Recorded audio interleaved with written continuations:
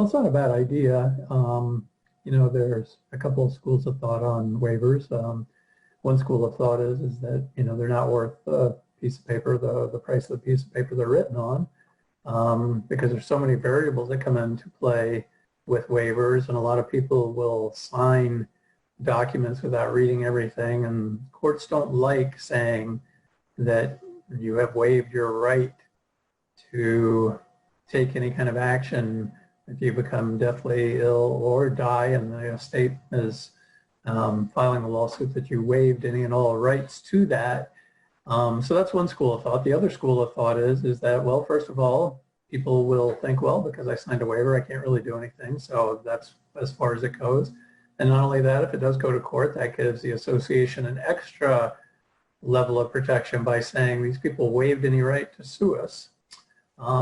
As I stated, you're going to have a proof problem if you're going to sue on behalf of a person that got ill or died because of the coronavirus, and you are trying to prove that they caught it at some kind of common element or contracted the virus at some kind of common element or amenity.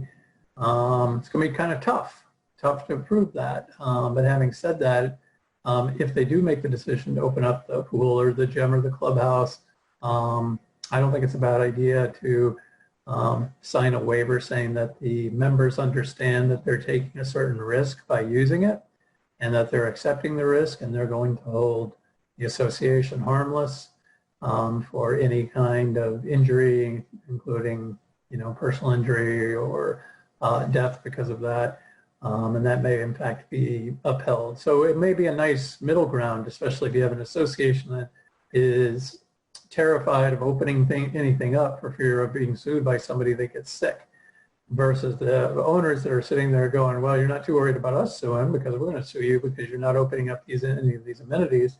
A nice middle ground may be say, well, we're going to do these, but we're going to do these under strict guidelines. And you know, you can probably accomplish opening all those under CDC guidelines. They've, you know, in the state of Florida, they've opened up gyms. You know, it depends. Clubhouse is a little bit different because, you know, venues that are closed, they've kind of cracked down on the number of people that can attend those.